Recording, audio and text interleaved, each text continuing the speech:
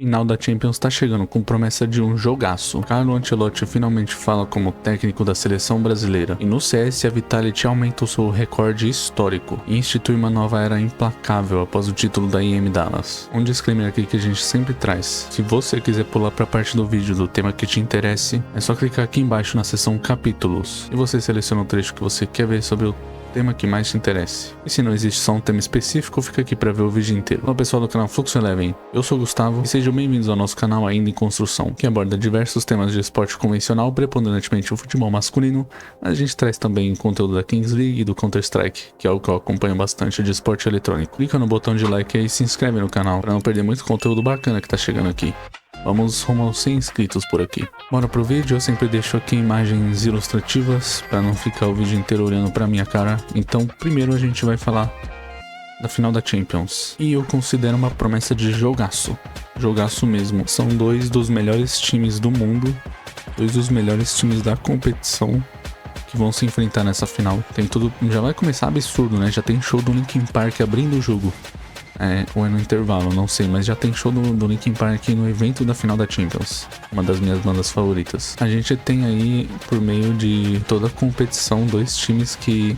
Um time que foi consistente ao longo da competição inteira e um time que evoluiu muito, principalmente a partir dos playoffs. É complicado falar de justiça no futebol, mas são dois times que mereceram, fizeram por merecer, fizeram por justiça estar nessa final. Eu acho que vai ser um jogaço porque são dois times que sabem propor jogo, são dois times que buscam o gol, cada um no seu estilo, cada um da sua forma, da sua maneira. Mas eu acho que são dois times que normalmente jogos em que envolvem esses dois times são jogos com bastante gols. O PSG talvez menos, mas no geral todos os jogos do PSG e da Inter nessa Champions, principalmente na reta final, foram jogaços, assim, jogos memoráveis, jogos de muitos gols, jogos de muitas finalizações, principalmente do PSG, né? E a Inter, um jogaço, né? Então eu tô bem empolgado, acho que diferente de outras finais de Champions, e final de Champions nem sempre tem sido aquele jogo que contrasta tão bem com o que foi a competição, mas para essa final eu tô bem empolgado, eu tô bem ansioso. Se eu tivesse que apostar em um time, eu diria Inter, pela consistência, pela forma que foi a semifinal, mas é um jogo muito aberto, eu acho que é um jogo, poucas vezes tivemos uma final tão equilibrada como essa, tão difícil de cravar, de palpitar quem vai vencer. É bem difícil. Então não é absurdo se você fala PSG e não é absurdo se você fala Inter. Qualquer um dos dois pode ganhar. Falando isoladamente de cada um dos times, PSG sofreu mais ao longo da competição. Principalmente porque o PSG, até o segundo tempo contra o jogo do Manchester City, estava eliminado. O PSG perdia por 2-0 e teria que virar o jogo para sobreviver na Champions. A gente tem que lembrar que o PSG quase caiu na primeira fase da Champions. Mas esse jogo contra o Manchester City foi a virada de chave desse time do Luiz Henrique, que é um timaço, como um time mesmo. Um PSG low profile, né? Porque não tem grandes estrelaças assim, mas é um PSG que foi muito caro, tem um elenco muito caro, continua tendo um elenco bem caro, mas com as contratações certas, pontuais, que funcionam pro time do Luiz Henrique. E isso é o mais importante. E deram as chaves do vestiário do time do Luiz Henrique. E veja o que aconteceu. Campeão francês com um domínio absurdo no mata-mata da Champions. Uma goleada, um 7-0 pra cima do Brest. Sofreu contra o Liverpool. Aliás, amassou o Liverpool no primeiro jogo e perdeu. Sofreu no segundo e venceu. Muito por conta do Donnarumma, que é hoje o melhor goleiro do mundo, ou pelo menos o melhor goleiro da Champions. Donnarumma salvou o PSG contra o Liverpool e contra o Aston Villa e também contra o Arsenal. Contra o Aston Villa o PSG faz bons jogos, mas o segundo jogo no Villa Park foi um sofrimento absurdo também. Se não é o Donnarumma também, o PSG tinha caído tanto pro Liverpool como pro Aston Villa. E o que o Donnarumma fez no final do jogo, ali na reta final do jogo contra o Aston Villa, meu Deus do céu, é a atuação de melhor goleiro do mundo, irretocável. E passa contra o Arsenal, aí sim dominando mais, sofrendo menos, mas ainda assim sofrendo. O Arsenal teve boas chances que o Donnarumma conseguiu segurar, conseguiu salvar o PSG. Muito dessa campanha é do Dembélé, é do coletivo, é do Luiz Henrique, que é claro a estrela desse time, o craque desse time, mas também é o Donnarumma. Donnarumma vem fazendo uma Champions histórica. Então o PSG vem muito forte, muito confiante. Evoluiu muito ao longo da competição. A Inter sofreu menos. A Inter foi mais consistente ao longo da Champions. Até porque classificou ali no top 2, top 3, né? Da fase de liga. Então foi muito consistente. Sofreu só um gol na primeira fase. É um time que ficou em desvantagem pouquíssimos minutos ao longo da competição. E se o PSG é low profile, a Inter, então, meu Deus, ninguém fala da Inter.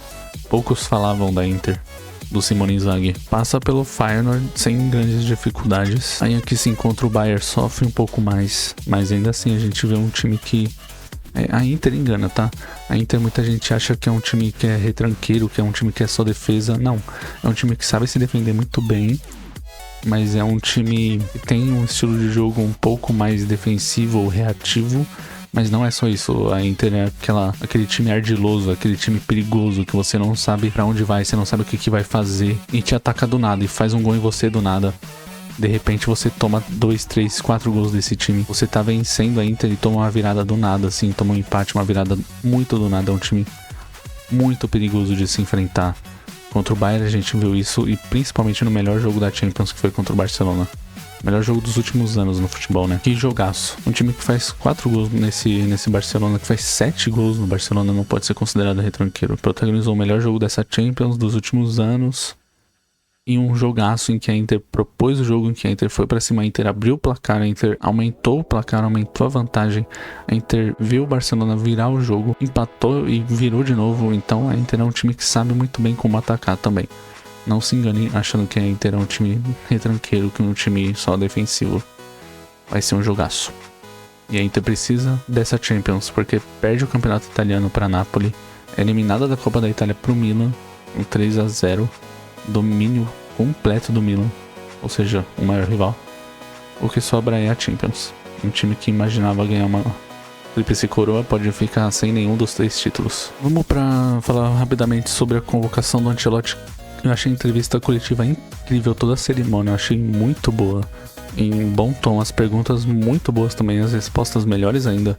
O Ancelotti muito bem humorado, é bizarro a gente olhar e ver um cara desse nível, desse tamanho, comandando a seleção brasileira, com o logo da seleção brasileira, com o boné amarelo que apareceu quando ele chegou aqui no Rio. Eu achei a convocação excelente.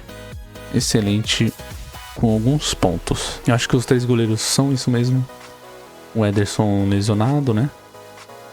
Eu acho legal dar uma chance pro Hugo Souza. Talvez ele nem jogue, mas pelo menos deixar ele ali frequentar o ambiente de seleção. É um goleiro que tá merecendo muito. Alguns falaram até do Everton do Palmeiras, mas eu acho que pela idade não vai ser chamado. E o Gabriel Brazão do Santos também, que tá pegando demais, mas eu também acho que não é o momento. O Hugo Souza vem em mais tempo e um nível de enfrentamento mais alto que o nível de enfrentamento do Brazão. Os zagueiros, ok, também.